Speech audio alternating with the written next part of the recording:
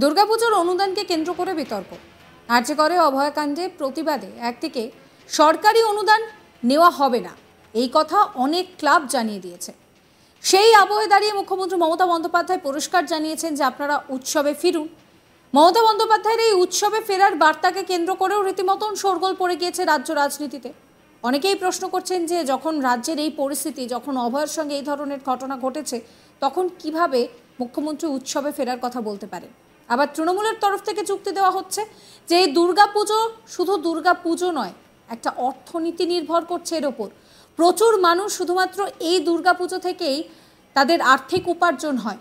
সেক্ষেত্রে দাঁড়িয়ে পুজোয় ফেরা নিয়ে একটা বিতর্ক যেরকম দানা বেঁধেছে। অনেক ক্লাব সরকারি অনুদান ফিরিয়ে দিয়েছে, আবার অনেক ক্লাব সরকারি অনুদান নিয়েছে। এই মুহূর্তে দাঁড়িয়ে আগে সরকারি অনুদান নেবে না বলে জানিয়ে দিয়েছিল অশোকনগর বাবা পঞ্চাননতলা দুর্গোৎসব কমিটি। অন্যদিকে ওই পুজো কমিটির নামে বিধায়কের হাত থেকে অনুদান বাবদ চেক নেওয়া হয়েছে। আগে যারা অনুদান ফিরিয়ে দিয়েছিলেন তারা বলছিলেন যে আমরা তো জানি না কারা নিয়েছে, আমরা তো অনুদান নেব না। আর যারা চেক নিয়েছেন তারা জানাচ্ছেন যে গ্রামের মানুষ সিদ্ধান্ত নিয়েছেন তারা সরকারি অনুদান নেবে। এই নিয়ে যত বিতর্ক, অশোকনগর বিধানসভার গুমা 2 নম্বর পঞ্চায়েতের দোগাছিয়া বাবা পঞ্চাননতলা দুর্গোৎসব কমিটির পক্ষ থেকে সংবাদ মাধ্যমের সামনে এবং অশোকনগর থানাকে লিখিতভাবে আগেই জানিয়ে দেওয়া হয়েছিল যে এই বছর পুজোতে আরজিকর কাণ্ডে তারা সরকারের সাহায্য নেবে না।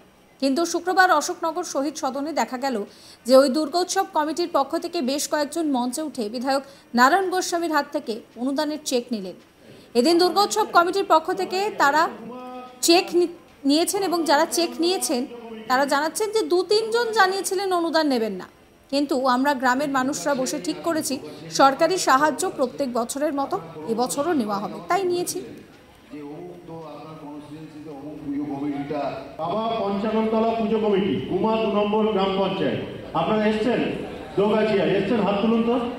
আচ্ছা, আপনি চলে আসুন, ওইখানে দাঁড়ান, আমি পরপর লিখে নিচ্ছি। সভাপতি তমাল ঘোষ এই নিয়ে কি বলছেন শোনাবো। আপনারা এসছেন দোগাছিয়া গুমা বাবা পঞ্চাননতলা পুজো কমিটি 3-4 জন মিলে একটা ডিসিশন নিয়েছিল, ঠিক আছে? ওরা কমিটিতে ছিল। এখন আমরা প্রতি বছর এই পশ্চিমবঙ্গ সরকার যত অনুদান নেই, আমাদের গ্রামবাসীরা আমাদের জানালো যে আমরা এই অনুদান নিয়েই পুজো করব। তখন আমরা নতুন করে কমিটি তৈরি করে থানায় এসে আমাদের সমস্ত বক্তব্য জানিয়েছি এবং কাগজপত্র জমা দিয়েছি। এটাও হ্যাঁ, এখন সেটা তাদের ব্যক্তিগত ব্যাপার, আমরা তো জোর করে কিছু বলতে পারবো না। হ্যাঁ, তারা দায়িত্বে ছিল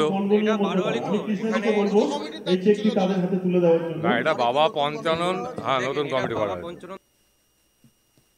অন্যদিকে অশোকনগর দোগাছিয়া বাবা পঞ্চাননতলা দুর্গোৎসব কমিটির সেক্রেটারি শ্রীনাথ ঘোষ বলেন যে আমরা আগেই বলেছি আমরা অনুদান নেব না।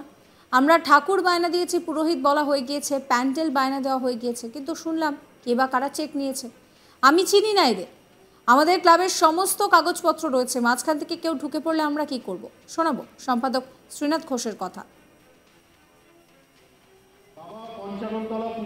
আপনারা কি বাবা পঞ্চাননতলা পূজা কমিটির তরফে এবারে দুর্গা পুজোয় সরকারি অনুদান গ্রহণ করছেন?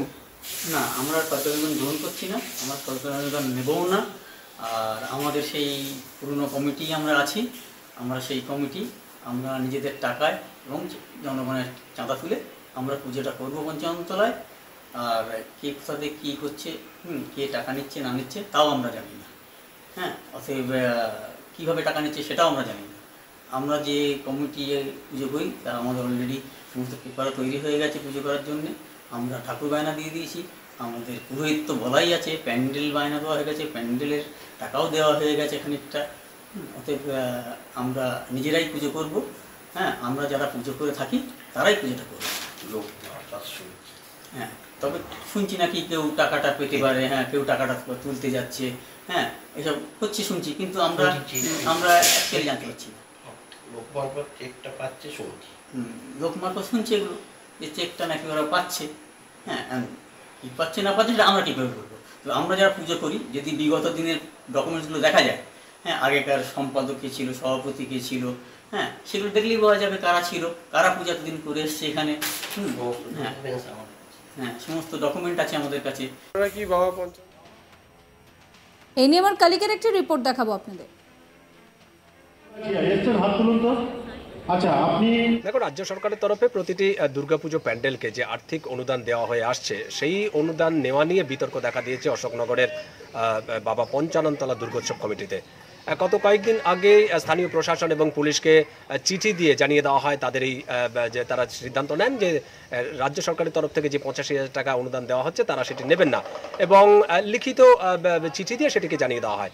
কিন্তু আমরা দেখলাম যে গতকাল অশোকনগরের যে শহীদ সদন, সেই শহীদ সদনের সেই ক্লাবের তরফ থেকেই সেই আর্থিক অনুদানের চেক নেওয়া হলো।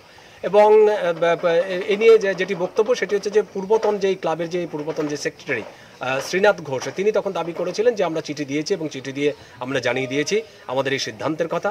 যদিও একটি তরফ থেকে আমরা জানতে পাচ্ছি যে ক্লাবের তরফ থেকে চেক নেওয়া হবে, কিন্তু কারা চেক নেবেন, কেন চেক নেবেন তারা আমাদের কাছে পরিষ্কার নয়, তাদেরকে চেনেন না। কিন্তু এরই পরিপ্রেক্ষিতে আমরা দেখলাম যে গতকালকে সেই শহীদ সদনে একটি সরকারি অনুষ্ঠান, সেই সরকারি অনুষ্ঠান থেকে অশোকনগরের যে তৃণমূল বিধায়ক নারায়ণ গোস্বামী, তার হাত থেকে তারা চেক নিলেন।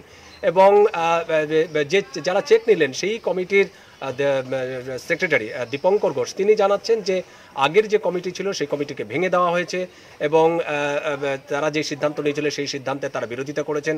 এবং পরবর্তীতে গ্রামের যারা সাধারণ মানুষ আছে, স্থানীয় যারা বাসিন্দা আছে, তাদেরকে সকলকে নিয়ে একটি বৈঠক হয়, আলোচনা হয়। সেখানে গ্রামের মানুষও মত দেন যে না, তারা যে সরকারি অনুদানটা দিচ্ছে রাজ্য সরকার, সেই সরকারি অনুদান নেওয়া হবে এবং সেই সরকারি অনুদান নিয়ে এবারে দুর্গাপুজো হবে।